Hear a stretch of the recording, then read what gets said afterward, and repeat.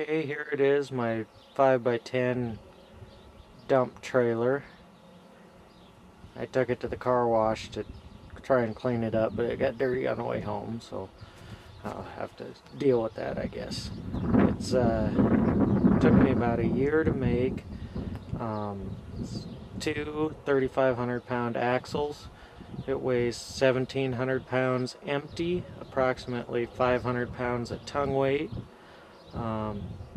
Capacity for payload is about 5,300 pounds. I'll give a little tour here. I got a winch on the front to help with loading. I got the battery and the hydraulic pump and all the wiring underneath that cover down the center of the tongue.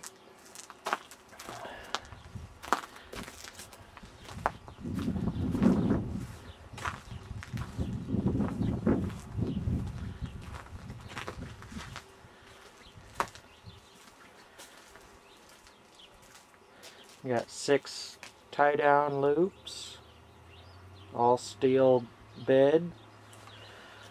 Underneath it's got a 2-inch receiver so I can add a bed extender to it for hauling long material. I've also got my 3 clearance lights there and a trailer plug in case that extender gets too long. I can add lights to the back of it. These are all LED lights, all soldered and shrink wrapped wiring. The axles are torsion axles and they're splined so I can set the ride height to whatever I want.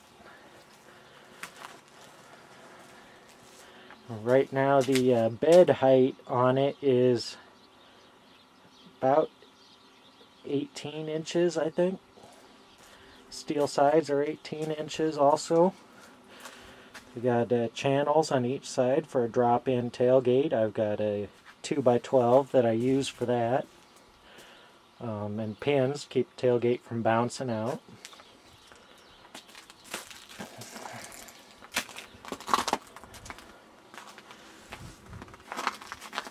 I had the top lip on the sides. I had bent to make it a little stiffer. They're 12 gauge thick sides and 11 gauge deck plate floor. My breakaway switch, the safety chains, 10,000 pound coupler, and the wiring runs out of the frame there. It's all been siliconed to keep water out where the battery compartment and pump is. You can kind of see that little bit hanging down. That's the bottom of the tray that the pump and battery is in.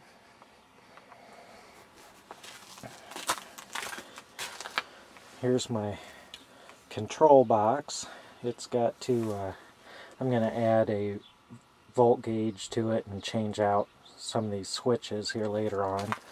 That's the fill and breather cap for the hydraulic tank. And to use it,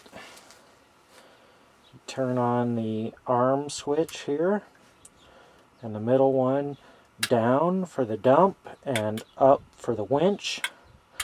We'll go for the dump now, and with this button here you can raise it and lower it. I've also got a wireless controller that I like to use, and the antenna is mounted to the underside of the box there. And here's the remote. It's actually a winch controller. Works pretty good. It's supposed to work up to 150 feet away, and I've tested that and it does do it, even with the lid of the box closed. So it's transmitting through that 1/8 inch steel. I'll step back here and I'll turn her up using the remote.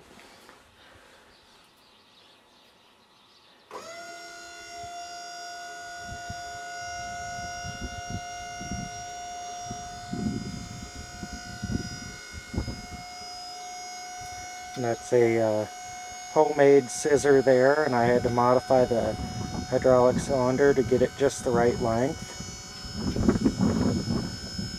Everything on this trailer is a little overbuilt, but I don't have to worry about it breaking that way.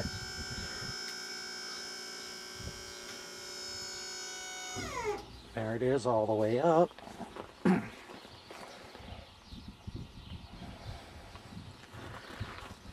Get a close up here on the scissor.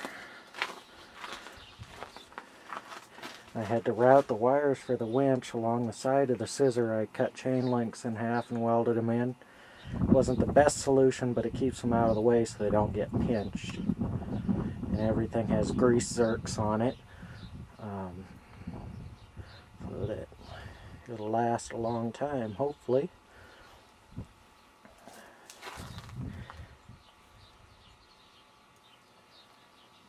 I've got 2 pins there.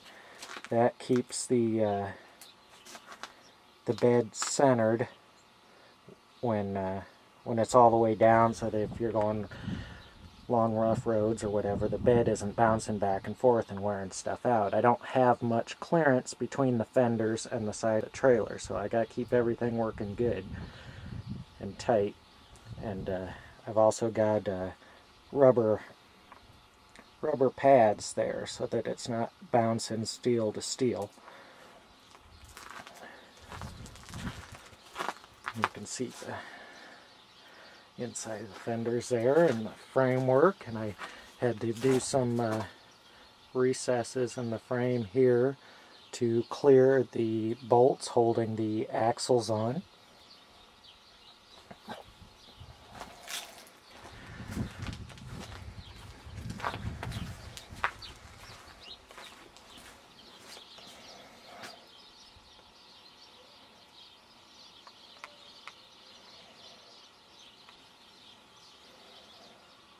And there's a lip on the back for the ramps to hook onto.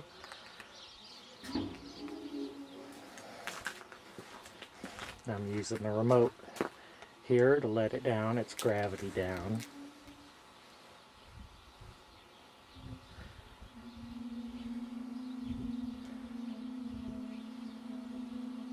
It takes a little bit longer when it's cold out, but works pretty good. I have another D-ring that I'm going to bolt on just below the winch so that when I use a snatch block, I've got something centered to hook the cable back onto. And that's just a, I believe that's a Hawes Fairlead. I would have rather had a roller, but that one's a little bit lower profile, gives me a little more room in the bed. I'm going to pause here for a second and grab my tailgate and show you how that drops in.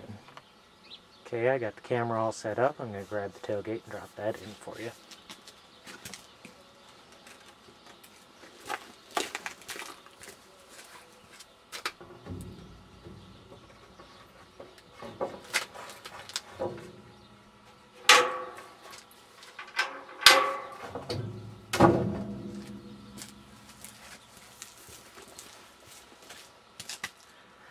There it is. It fits nice and tight. I to build an aluminum tailgate sometime in the future, but for right now that wood one will do just fine. Thanks for watching.